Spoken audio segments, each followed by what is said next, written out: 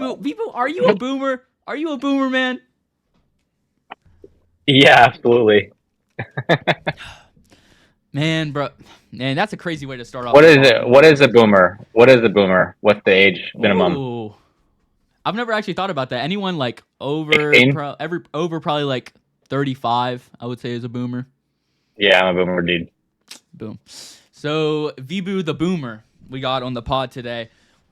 Vibhu, let's just start off now, man. Let's just start it off now. Vibhu, who are you, bro? If someone came up to you on the street and they said, "Who's Vibhu?" What would you say to them? I mean, sadly, at this point in my life, the only thing that I can really talk about is work. That's what happens to you when you get older. You just get involved in your work, and yeah, I mean, uh, I'm also a father.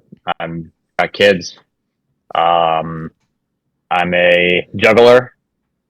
But most of my life has been spent building companies and trying to put new ideas out into the world that people have never seen before. Wait, you can actually like juggle, like where you go like this and you like juggle. You missed out. Yeah, I've been posting. I had a whole juggling war with Soul Jakey for a while, Wait, I might remember that one and where I actually. utterly destroyed him. Yeah. Dang, that's pretty dope. hmm I'm gonna be honest. Like, what's like the coolest thing that you've ever juggled? Like, can you do like the fire and everything? Like the stuff on. Yeah. I've got torches. Yeah, dude. Yo, When I was your age, I was like, maybe I was incredible. Yeah. Unfortunately, I lost my dexterity, but yeah, no, I'm like a surprisingly good juggler. when you get older, you probably lose that. You lose a little bit of that touch and that reaction, huh? You do, and also you got to like practice all the time to Yeah, keep up the effort, and yeah, for sure. So, man, have you always been like kind of an entrepreneur since you were little? yep. What were So you? just remind me, you're 15, right? Yeah, I'm 15. So when I was 15 or 14, started my first company, and I really never looked back because like what you're doing with your content creation, I was like you, except with video game reviews and news and forums. Ooh, And you're if you continue to do this for a long time, you'll do great things in your life. I believe that. Good to start young, but um, yeah, when I was 15, I started a company, um, raised funding from my parents, dang, and yeah, and built this whole video game site out, and it was cool. It was fun, but that experience was pretty much the foundation actually for kind of like what I ended up doing in my life. Once you once you realize that you can do anything, you can build anything, and everything around you was created by someone that was no better than you are. You realize that you don't want to spend your time uh, building things for other people. You want to manage your own time, build your own things for yourself. And so, I mean, I've taken some breaks here and there. I've done some other things, but mostly I've been a startup founder. dang, bro. That's the first quote of the podcast right there. I'm gonna be honest. That was a good one. Clip that one, chat. That is a Steve Jobs idea. I don't want to take credit for that. That is a quote from Steve Jobs, mostly. I was gonna say I thought I heard that on like TikTok the one time, but no, that was fire, bro. That Maybe. was fire. So you know, did you like ever like sell candy in school? When I think of entrepreneur, I don't know why, but that's the first thing that comes to my mind. Lemonade stand when you're like 6 and Yeah, selling candy in yeah, school, bro. yeah. Oh, for sure, dude. Yeah, I definitely did lemonade stands. Yeah, Bro. I kind of grew up in a household like my folks really encouraged my independence, and I kind of grew up watching that. They had like a small business and, that they ran out of our house. Mm-hmm. So for me, growing up, I never saw my parents kind of do like a typical 9 to 5 type of job. They're always at home. They're always talking about work stuff. So that was my model of being an adult. And so yeah, I definitely definitely my roots are very deep in trying to build things. Um, yeah. Do you think it's a good thing if kids get into, building businesses and building a brand for themselves young?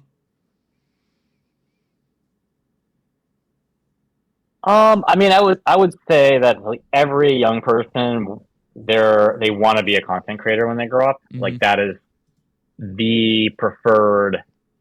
I think if you poll people your age and probably up to like early 20s, that's like the most popular answer that people will give you.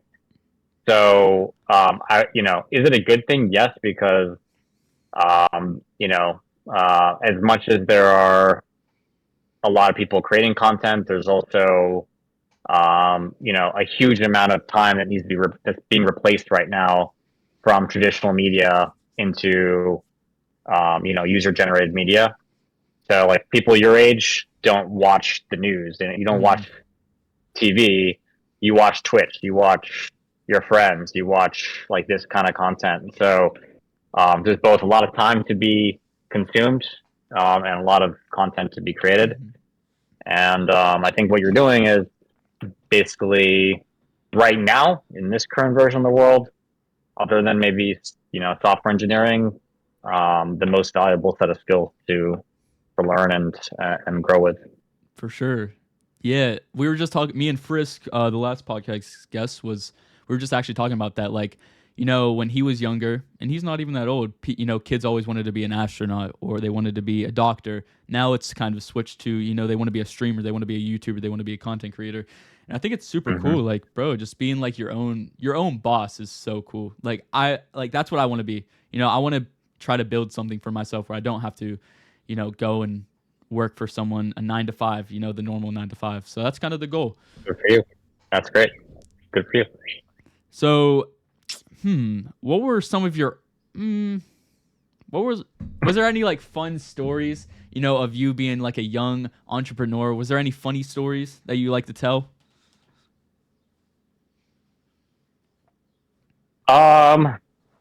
I would say my proudest moment I remember very clearly, which was uh, the so I have a really epic Xbox gamer tag uh, because of the site I was running, we would get a lot of like early access to content and other things. Mm-hmm. And I think about a week before Xbox Live launched, um, there was they gave like basically special access to press and Yo. things like that. I was probably your age, and to be able to be on Xbox Live before everybody else was really cool. And I also had access to Halo 2 before everybody else. That was a big game at the time. God, I spent so much time playing that game. But yeah, like for the first like couple days of that, I was one of maybe a few hundred people that had access to that service. That was super fun. I felt like such a huge baller in school. But Bro, that's sick. the reality is that I was a huge nerd, and but amongst the video game, now everybody plays video games. But to be honest with you, that was like a nerdy thing to do Mm-hmm. 20 years back. Now it's to be expected, but yeah, that's probably my proudest moment. Other things like I used to install spyware on the school computers.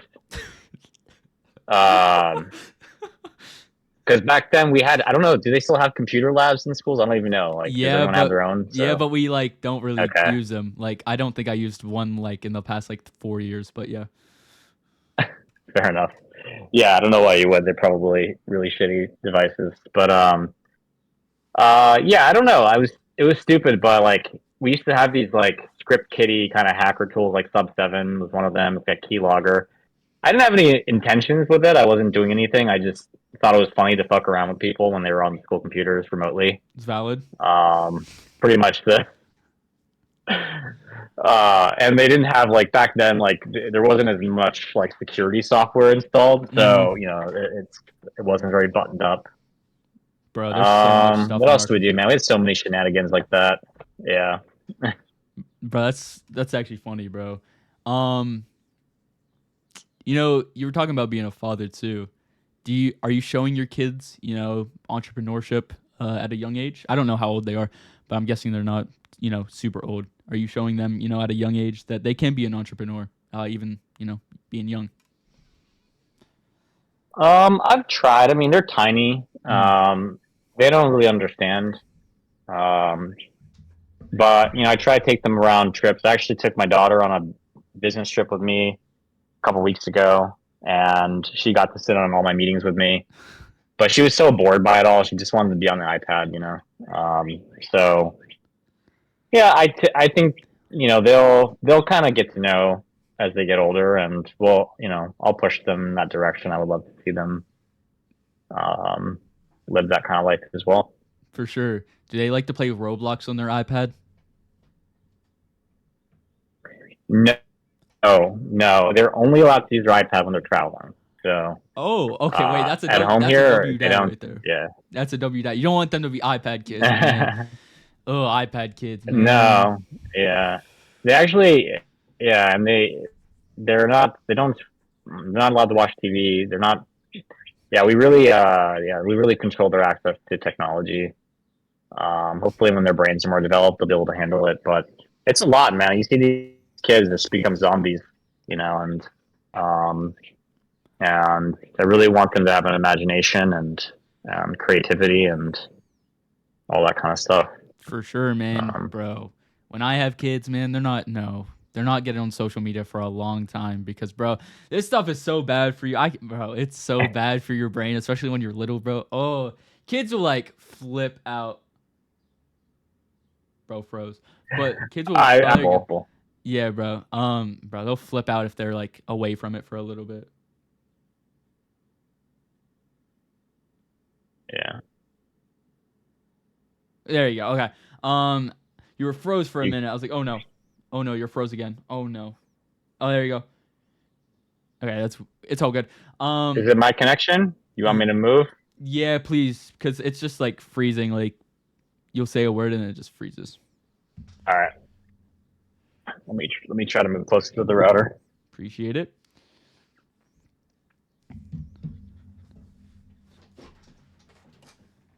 All right. Who's behind you? What's that picture That's me. of? That's me. That's you. Yeah, that's me. Yo, you see What are you? that? That's me. Are you're on a 6 foot rim or what? Okay, yeah. Okay. Pretty much, yeah. Okay. So we got jokes.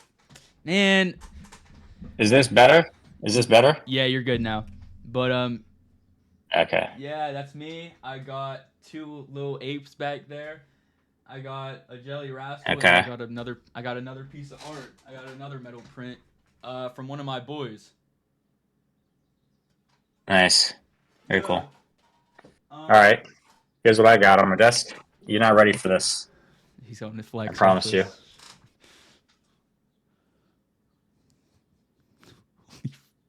This is this ball is signed by the entire championship Golden State Warriors team: Kevin No, Durant, Steph wait. Curry, Klay Thompson. Wait, I'm actually jealous. It has Wait, the entire coaching staff as well. wait, I'm actually Yeah. jealous. I don't know if you can see. Bro, I love the Warriors. I've This loved the Warriors since like I was like 4. this is my most prized possession. Yeah. Let's see. It actually has the Warriors logo on it. Dang. This is on the team balls. Yeah, you can kind of see the all the signatures. Let's see if we can find Steph here. There's Klay Thompson. Yo. Here's Steve Kerr. Oh shoot. Vibhu, how much did you pay for this? I didn't. I got it for free. You know how? How? I I made a free throw during a timeout at a Warriors game, Oh shoot. and I won it. Wait, so are you like a big basketball guy? Do you like watching sports or is I'm it a just huge basketball fan. Yeah, I'm a Really? huge basketball fan. I So- grew up playing basketball too. Nice. Nice. So you weren't like a full nerd, you were like kind of you were like Vibhu was the jock in school but also the nerd. Uh, I was a nerd. I just like basketball too. I W. would, yeah, W. yeah, Wait, so do you have like a yeah. bunch of trophies too? Because I got a bunch of trophies over there and like a bunch of different like baseballs and stuff. My parents have some, yeah, Mm. but I never brought them with me. Yeah, Yeah, I doubt I'm gonna bring mine. But bro, that's you, sick. you won't. You won't want to. It starts out being cool, and then you're like, and then it's a little embarrassing. Yeah, No, I at think some I point. think I lost interest in them like at like 10 years old. So hasn't been that cool since, Uh, but they're just in my closet, you know. So nice. yeah. Man, did you go to college? Did you play, basketball in college or anything? Did you play any club? I did. Yeah, I did play in college. Yeah, Dang. Where'd you go to college, if you don't mind? Hampshire College in Western Massachusetts, tiny school, Mm, nice. liberal arts, and we had a absolutely horrifically bad basketball team, but it was super fun. I remember one tournament game we I want to say we lost like 120 to like 25. Yo. Like Yo. if the other yeah, I mean, I'm telling you, like if the other team had like one high quality player, um, we had like a 6 foot, our tallest guy was like 6'4", but we'd be playing teams that had 6'10" guys, Nah, bro. I and believe that it you could was pretty probably. sad. I feel like you could lock them up, bro. I feel like if you got down, you're like, listen, brother, going nowhere. I'm too. How tall are you? I'm too short. Huh? I'm 6 foot. Just hit You're 6 foot. 6 foot. I just hit six Holy foot. By the shit! way, everyone just want to point that one Uh, out there. I just hit 6 foot. all right. I mean, you're taller than I am, so good for you, man. And you got room to grow. Yeah. See, that's important. If you stay locked at if you're staying at 5'8", 5'9", when you're that age, it's really hard to it's really hard to do anything Yeah, with your talent, unfortunately. But yeah, that's cool, man. yeah. What's That's up, good. Are Jake? you practicing every day? A little bit. What's up, Jakey? By the way, yeah, bro. Oh, Jakey says he loves you. By the way, he just wanted me to tell you I that. love Jakey. I love Ooh. Jakey. Oh, thank you for complimenting the shirt, Jakey. Just got it in, but yeah, bro, I play every day. I don't know if I'm playing for my school anymore though, because I just want to kind of play AAU. I don't really like the coaches. The coaches have kind of ruined it for me. I'm gonna be honest. How long are you practicing every day? Um, well, usually like an hour to 2 hours every day. Free throws, left hand, layups. Left hand is rough, yeah. So been doing that like left hand a lot.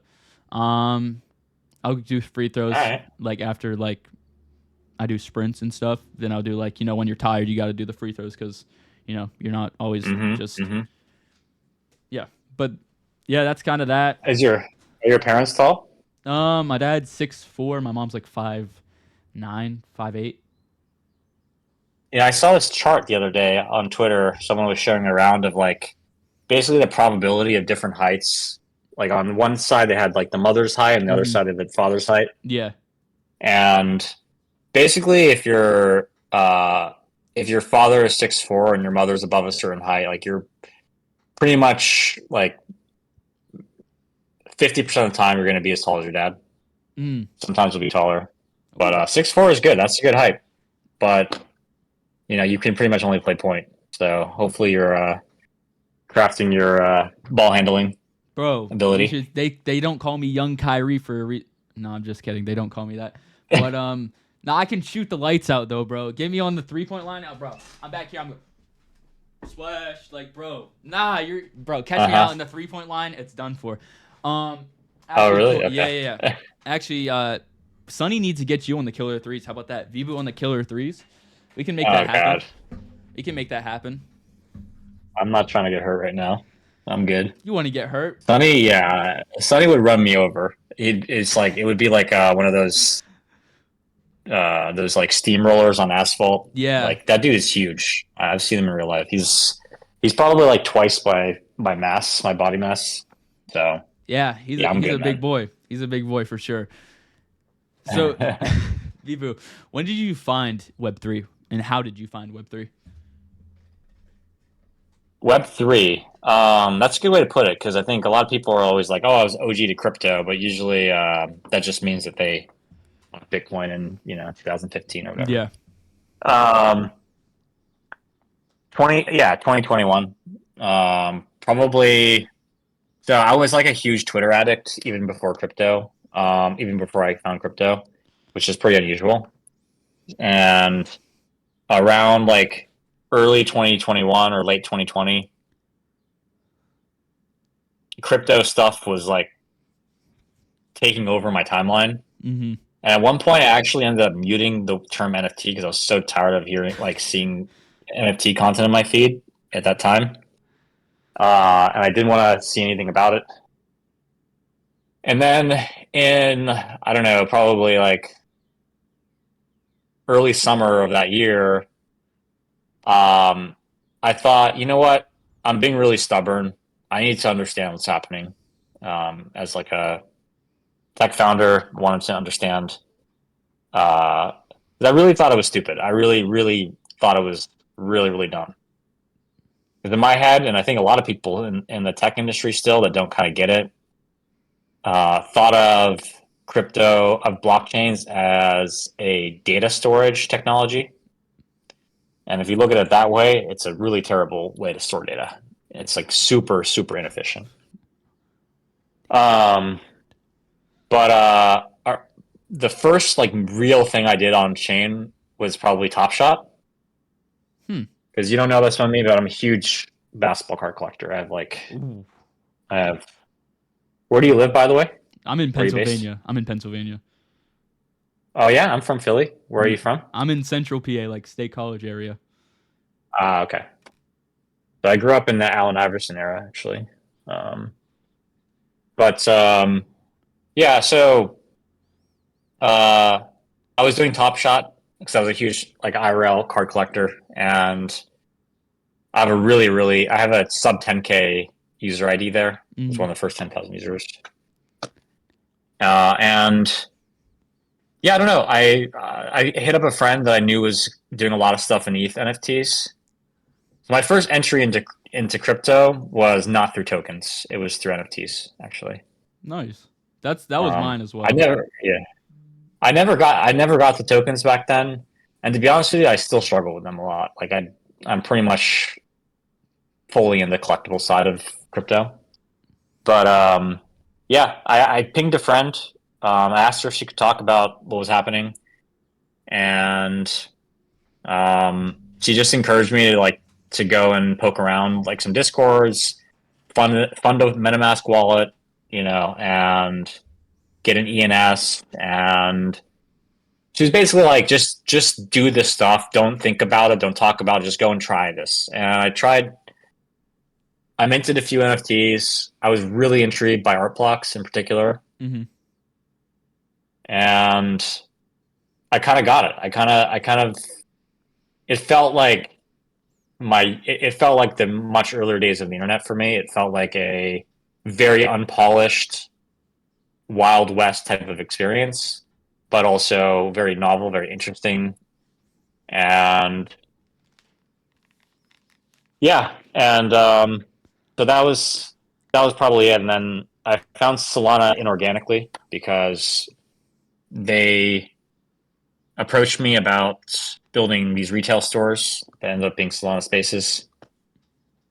And I had really not known much about Solana at that time. Mm-hmm. And I probably had a Phantom wallet, and that's about it. Yeah. And I think one of the projects I bought on Ethereum bridged to Solana. So that was the first thing I did with Solana was like, they like burn. I don't know exactly what we did. We burned the Ethereum ones, and they redeemed them for 2 Solana NFTs, I think, at the time. Ooh. That was the first thing that I did with Solana. Dope. Yeah, bro. I mean, I still struggle with tokens as well. I've always been, on the collectible side. I joined December 2021, almost on my third year. Holy cow, bro! I was 11 or 12 when I started. I think I was 12. Crazy. Yeah, I was 12. Started trading in sixth grade too. That was crazy, bro. Um, but yeah, I bought my first Solana NFT and on December 2021, and now we're here, bro. We're 3 years late, almost 3 years later, and we're vibing, bro. It's been fun. It's been fun for sure. Yeah, man. What were? That's wild. Yeah, Yeah, bro. that's It's real. That's way too young to buy NFTs, by the way. yeah, I know. That's I agree, bro. I don't ever, bro. I wouldn't recommend buying an or to NFT for gamble anyone. at all. Yeah, Yeah, yeah. yeah. What did you kind of like about, you know, Solana? Did you when you first looked into it? Were you like, oh yeah, I like Solana, or were you like, I should just stay on ETH? I mean, compared to ETH, even the very first time I did something in Solana, the experience was like leaps and bounds ahead. So much so that I remember thinking that it was like fake. Like, there's no way that these confirmations are happening this fast. And Ethereum was really slow, man. Like in 2021, it's in some of these moments. I mean, it was like horrendous to use. But that was like, I mean, that was just my experience of what these tools were like. So it was immediately noticeable the user experience difference.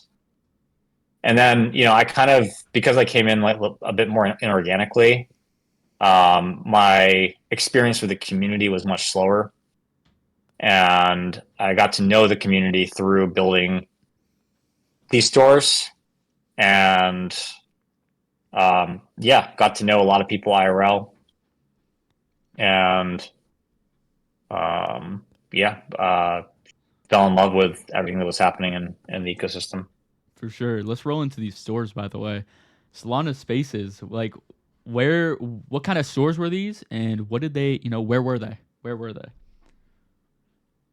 Uh, these were these were retail experiences designed to introduce people to blockchains. We had one in New York City, Hudson Yards, and we had one gigantic space in Miami called the Solana Embassy. And when you walked into the store, it was full of crypto experiences and crypto merch. So we had a lot of merch from projects like DAA and Aurori Project and Monkey DAO and I don't know, Astrals and Just Dang, Ape bro. and a These bunch of are others. these are some projects, Yeah. man. Whew. And then we had a whole bunch of like these different experiences. We had a Phantom sign up booth. We called it the seed phrase booth because you would go in, download Phantom, and like save your seed phrase in private, and we kind of teach you about how to do that. And then you take your Phantom wallet to all these stations, and we do your first swap with Orca. We get you a domain with Bonfida. We're kind of hooking you up with all these rewards Ooh. throughout the store, and then we would give you, if you can, each kiosk would emit an NFT badge as a reward.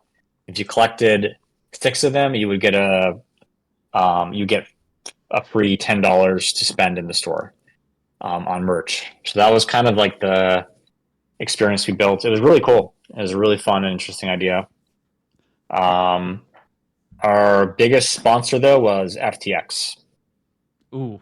So we the the capital startup costs were provided by the Solana Foundation through a grant, and the operating costs of the store were provided by the brands that were inside. And FTX and Phantom were huge sponsors, but FTX had basically acquired like a huge portion of the store as like a co-working space, Mm-hmm. and so yeah, when they basically went out of business like maybe a month after we signed the deal with them, and like put them live. Yeah. Wasn't ideal. Yeah, it doesn't But, sound sick. that's life. So is that kind of why Solana Spaces had to, kind of end? Yeah, pretty much. I mean, we like the ecosystem as a whole was in a tremendous amount of pain after FTX because FTX was uh, pretty much their capital was all over the Solana ecosystem. Like, not only did we lose them as a sponsor, but they were also like the venture or funding behind a number of other the projects and companies that were represented in our store. Mm-hmm. And when Solana went down to 15.10, eventually famously $8, uh, everyone in the ecosystem was conserving their cash, and that our store was built on sponsorships. So we tried to find a way to make it work, but it seemed so unrealistic at that time to try to continue. Mm-hmm. And luckily for us, Drip was a side project that was doing quite well, or at least we thought it had promise at the time. And so we kind of made this dual decision in February last year to shut down the stores, but also to take Drip outside of it and see if we could do something interesting with it. So we had spent a bunch of time building it, and it wasn't a business really. It was just a project. It was just like a idea, but we thought there was a lot more to do there. Yeah, for sure. Do you think Spaces will ever come back, or is it kind of just something to remember?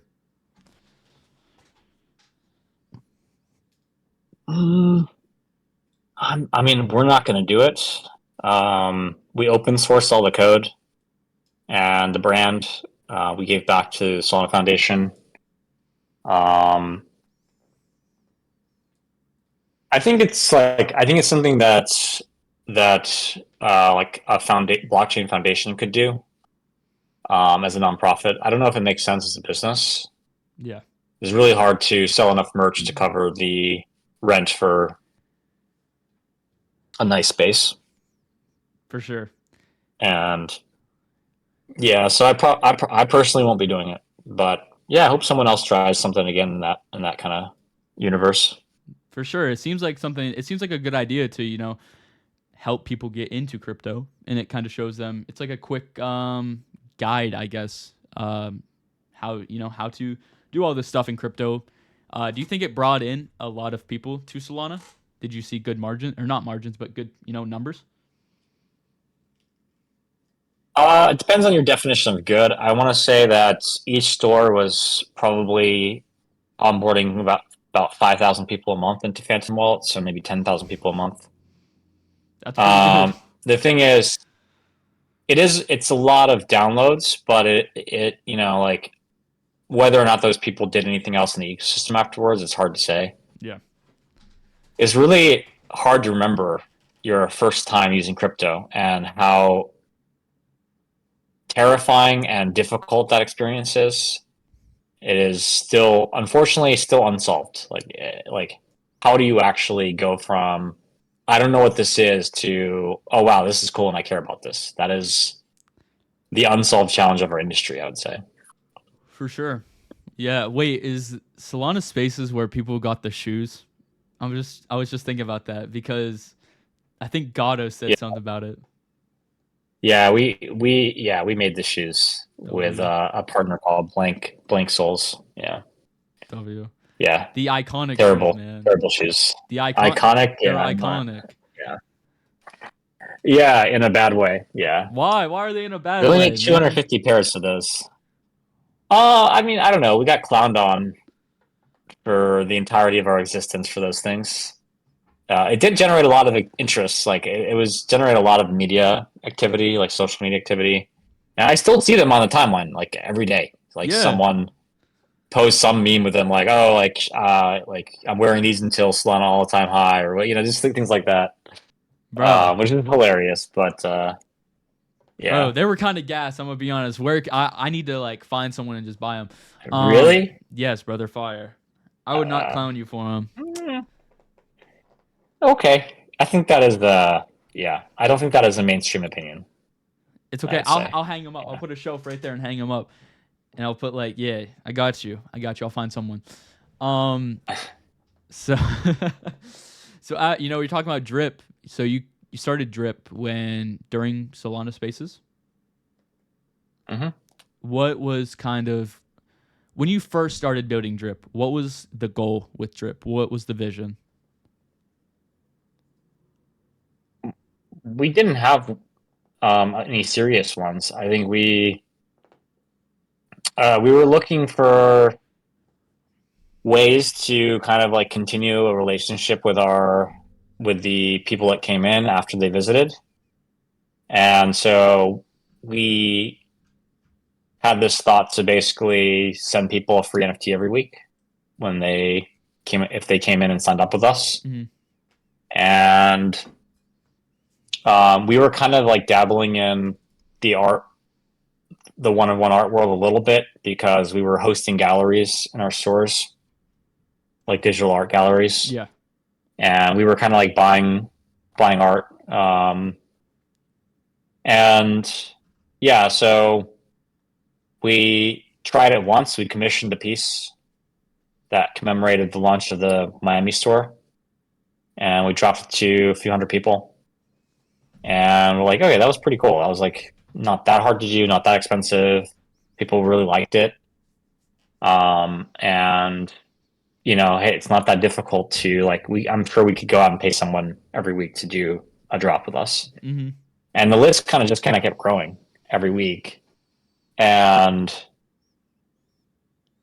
um, what I liked about it was that, or what our team liked about it was that it had the properties of a potentially good business because we had retention kind of built into it, and it was growing every single week. So you could start to imagine like other things that you could feed into this kind of channel. And so we had a thought of like sending people coupons, for example, Mm-hmm. as NFTs that they could redeem for merch in the store,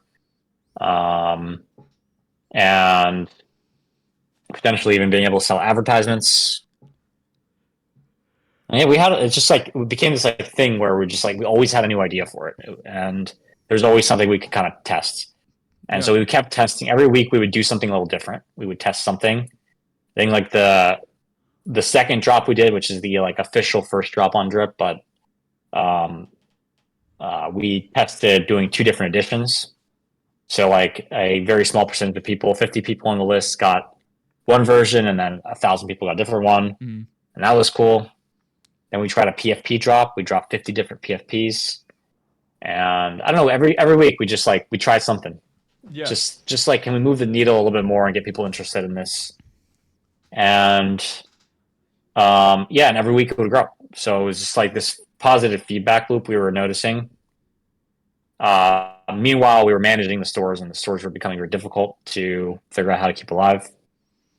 So, but yeah, I mean, really, the vision for it, we probably didn't have the full vision until February last year when we sat down and were thinking about the future of the stores, and we realized that like maybe other people might want to use a list of wallets the same way that we are. Mm-hmm. Maybe other people want to drop different types of digital assets on a regular basis to a list of customers or fans or whatever it is. And that was the spark that kind of got us rolling on the path that we're on now. For sure, bro. It's been crazy to see how Drip has gone so far.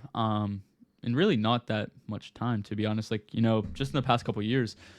What have been some of your favorite features that Drip has introduced in the last say year?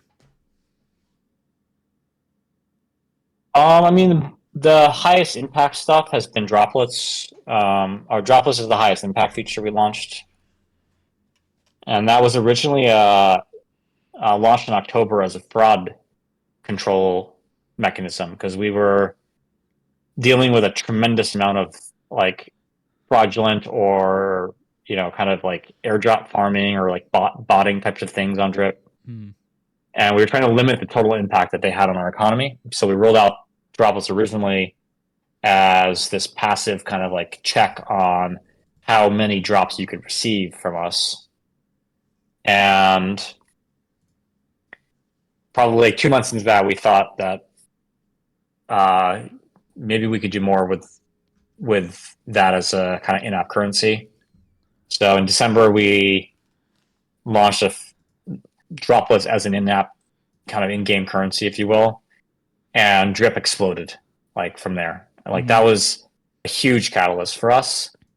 I think it basically improved the user experience by 100x to not have to do a wallet transaction every time you were doing something on Drip. And it also gave us a business model, which is really important because we were kind of like, for about the first year, we didn't make a single dollar. Like it was really like the exact opposite. We were just giving everything we could. Mm-hmm. And and droplets just had a natural kind of place for us to start to monetize. And that gave us something as a company as well to kind of focus on and like a KPI to kind of build towards that everyone on the team could kind of agree upon. I think before that we were, it wasn't really clear like what the North Star for us was. Was it like daily active wallets? Was it number of subscriptions? Was it number of drops? Was it number of, it was, there was no direction there. Yeah. I would also say, the launch of our legendary lock-in was a huge thing as well, and that was April last year, I want to say.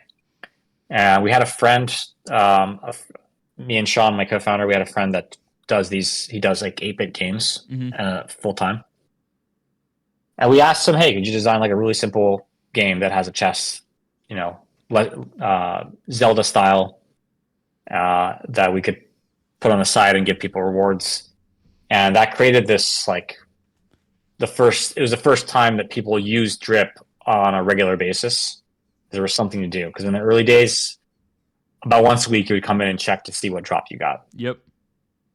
This gave people a reason to come back all the time, and it's still very much like maybe one of the most loved features on Drip, even though it's super, super simple. Bro, every day I have like usually it's like 3 p.m. EST or 5 p.m. EST. I go in, bro, and I have to, open the chest and claim my droplets. Come on now. Have you seen the mobile version yet? I saw it on Twitter. I did not try it myself yet, though. Oh, okay.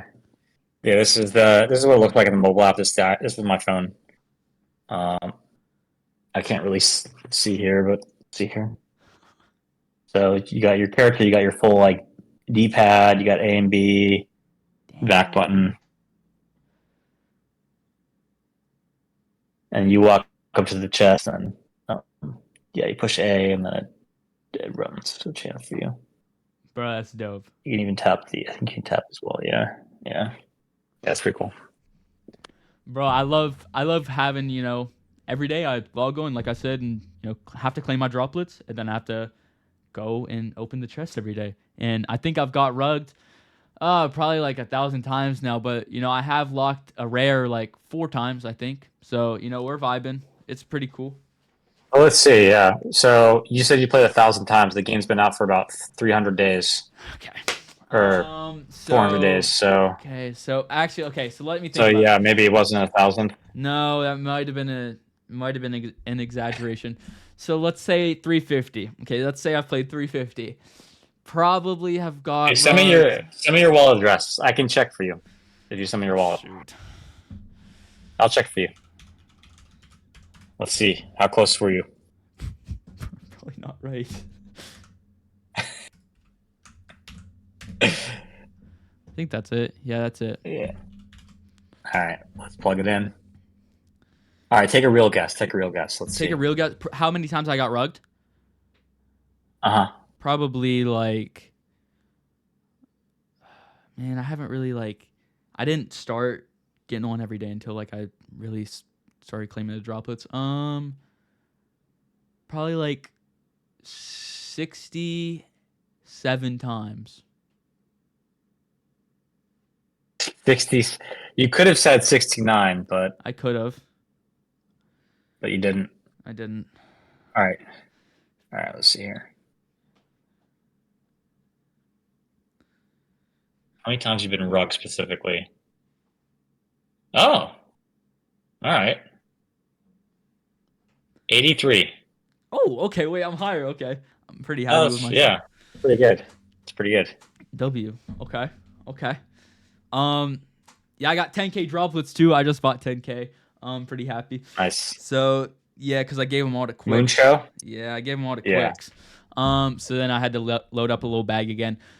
When I purchased droplets, what are these tickets, man? I received 15 tickets. What do those tickets do? At the end of the month, we basically each ticket is a single entry for our sweepstakes. We have $55,000 worth of prizes, and I think there's like 8,000 prizes. So basically, you might have like a 15 in, you might have like a 1 in, I don't know, 1,000 chance or something like that of winning one of these prizes. So Nice. yeah, That's dope. So what kind of prizes are in this? Can you tell, or is it like yeah, kind of a yeah. surprise? It's no, it's all public. We linked Yeah. it in the Is it there's it's like a Google sheet or something, isn't it? yeah. So it's 100 house soul, which is our LST. Mm-hmm. That's about 10K. It's 1,000 jupe.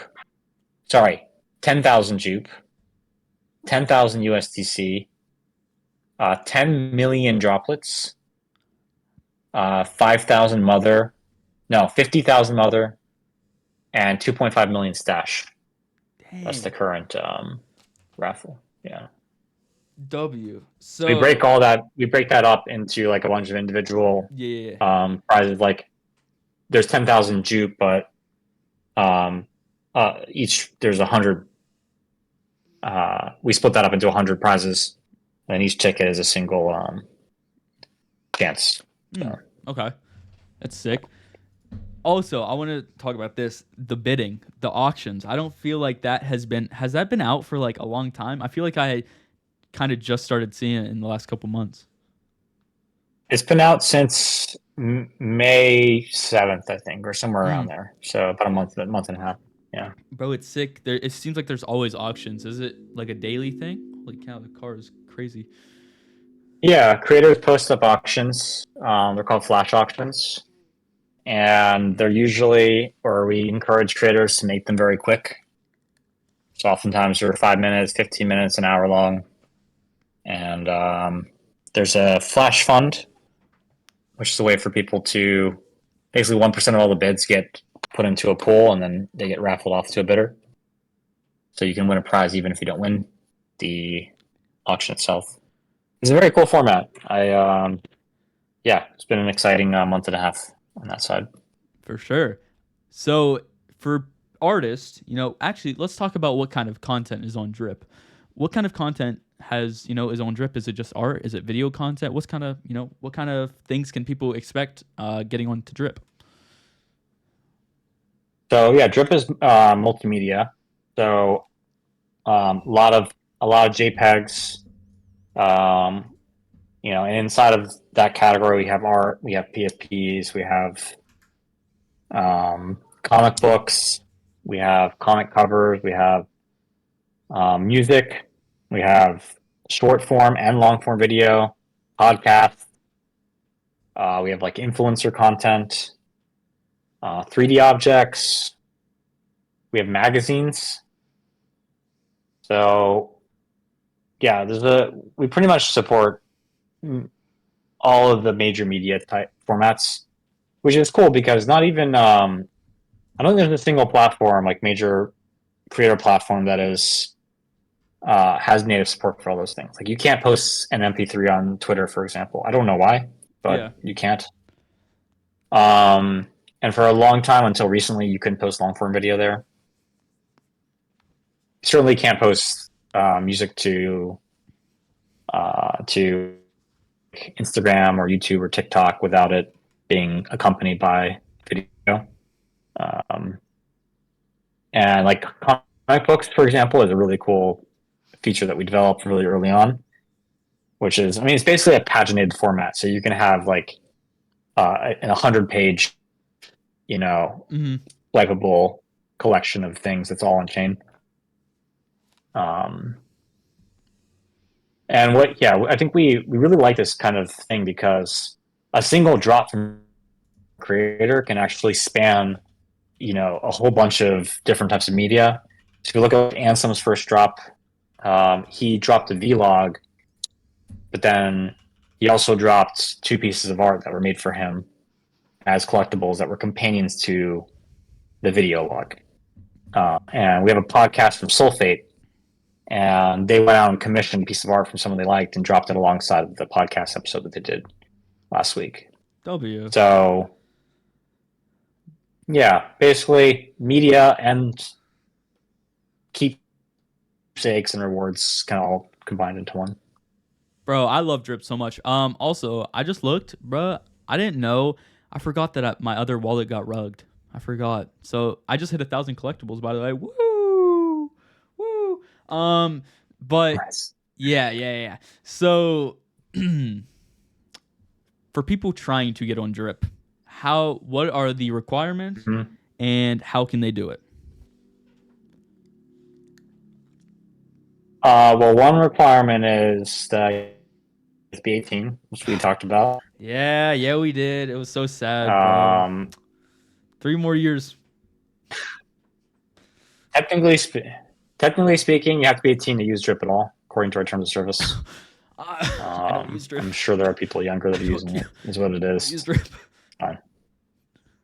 Yeah, it's okay. Your mom has her first 1,000 collectibles, right? True. She does like the art on Drip. True. She did make this Drip account. She did donate to Soul Quicks. Yeah. She did. Yeah. Um. Uh. Yeah. We have. So this is like the most challenging thing about Drip is that, as from a creator side, is that we have thousands of creators on our wait list, over 3,000 waiting to join. We have prioritized certain types of creators when they're coming on board. I would say it continues to be this way, that the vast majority of creators that come to us are artists because Drip has very strong product market fit already with visual artists. And so we have adapted to diversify the types of content on the platform, types of creators. We also have been working towards more music and videos in general because the experience on the mobile app for that kind of media is really, really high quality. Mm-hmm. And so, it has background audio support, which means like when you close the app, you can keep listening to stuff. Dang. And you can cast to other devices. It's got all the kind of like features that you'd want in a media playback app. So yeah, in preparation for that, we've been kind of like bringing more of that kind of stuff onto the platform. And usually getting started requires an application. So you start at d.rip/creators, you fill out an application, and I think Nate goes through about once a week and identifies creators that are good fits for us. Nice. Sounds sick. Speaking of music, you guys just Waka Flocka, he just came on. You guys also just dropped a drip with Metro Boomin. Am I right? Like, bro, that's crazy. That was with bro. Acid Dash. Yeah, they brought Yeah, Metro Boomin beat. bro, that's crazy. Speaking of Acid Dash, we love Acid Dash. Had him on this pod a little bit ago. Yeah. Nice. Yeah, bro. That was so sick. I was like, oh my gosh, I love Metro Boomin. I'm a Metro Boomin glazer. I'm gonna be honest, bro. So, yeah, bro, that was super sick when I saw that. What other people are on drip that people might be like, oh yeah, I know them. Influencers, I would say.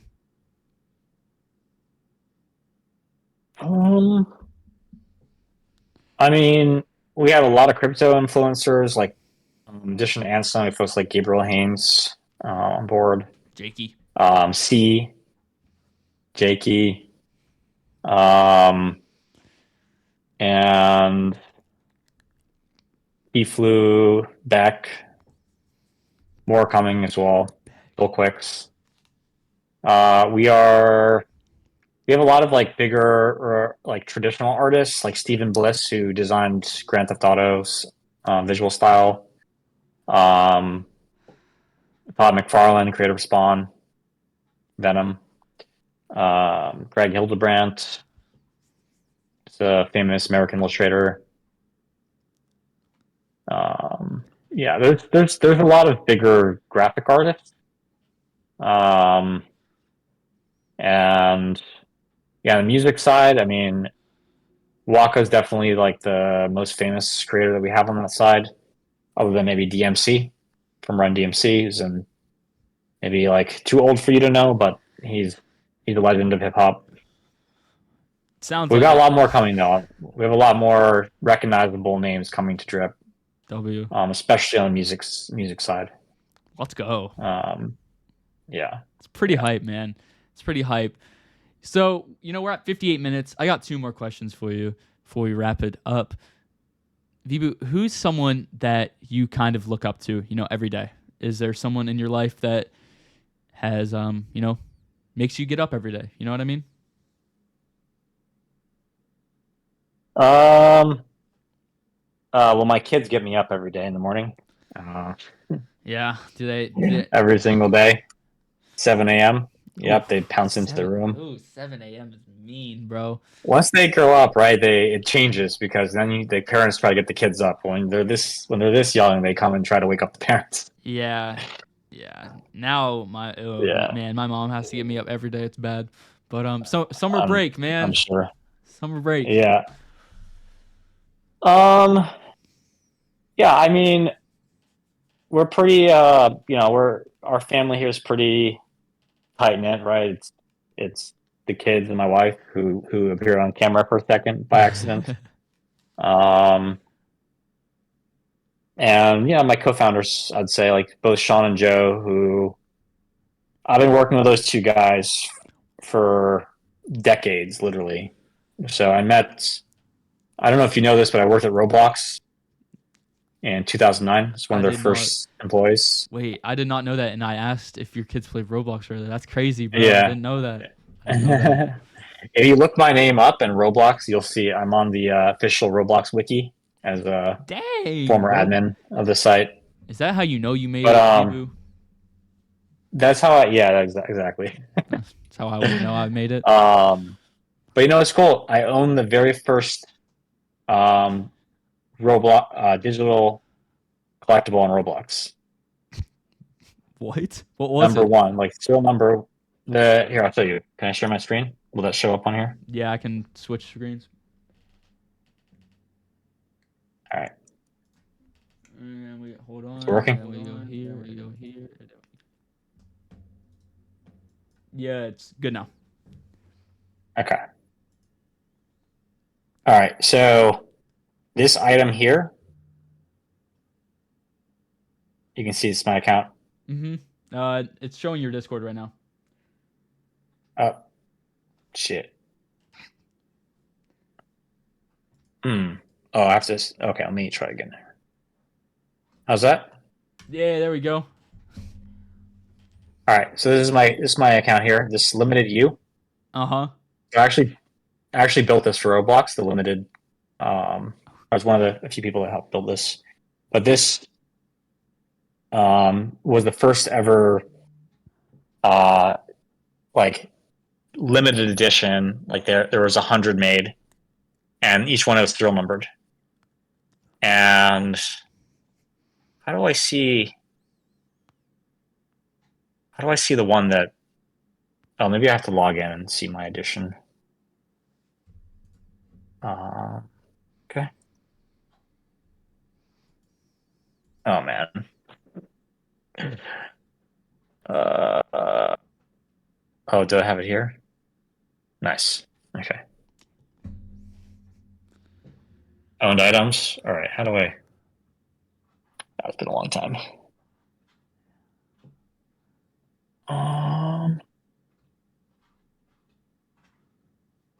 Do you know how to use Roblox? I feel like... No. Okay, wait. Go ahead. Make a joke. Maybe go to your profile. Yeah. Inventory. Maybe.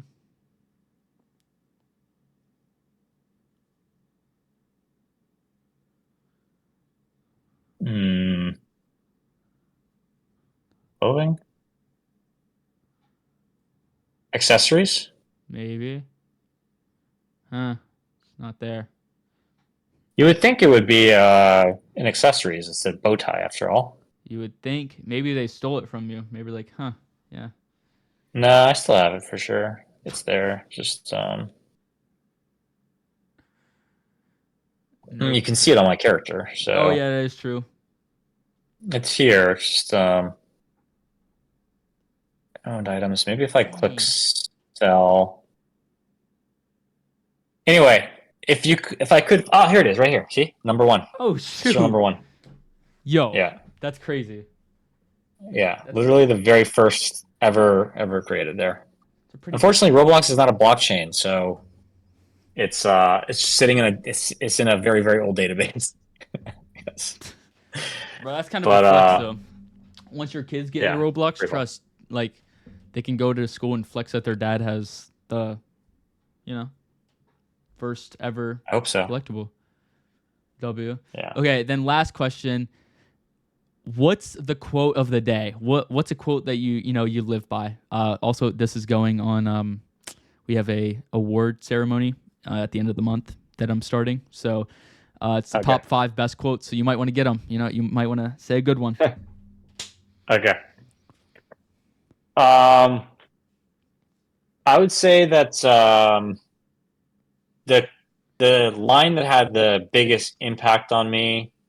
Well, it's actually a book, but um, it is the Bodhisattva, which is a very old Buddhist text by Shantideva, and it is a very early text, but the core idea is really about agency, which means um, feeling empowered to do the things that you want to do. And one of the lines in there is, um, uh, mankind is incapable, so I will do it for them. And I live by that. Oh, so like you're a builder, bro. Like you said in the beginning, you just wanted to build it yourself. Wait, what was the Steve Jobs line you dropped? It was like uh something about everyone being Everything, yeah, everything everyone. in the world was built by someone no smarter than yourself. Ooh, that's inspirational right there, man. They're very similar. They're very similar. Man, that's a W. So, man, it's been an hour and 5 minutes. I appreciate you for coming on, Vibhu. Um, if you are watching on Thank you, YouTube Carter. or X or Twitch, I appreciate you for making it to the end. If you're on YouTube, Vibhu's links, Drip's links, and my links will be down in the description. I can never say that. And we'll see you guys next week for we got 2 podcasts next week or 1. I don't know. Wait, 4th of July weekend, 1 podcast next week. And yeah, we'll see you guys then. I appreciate you. Peace.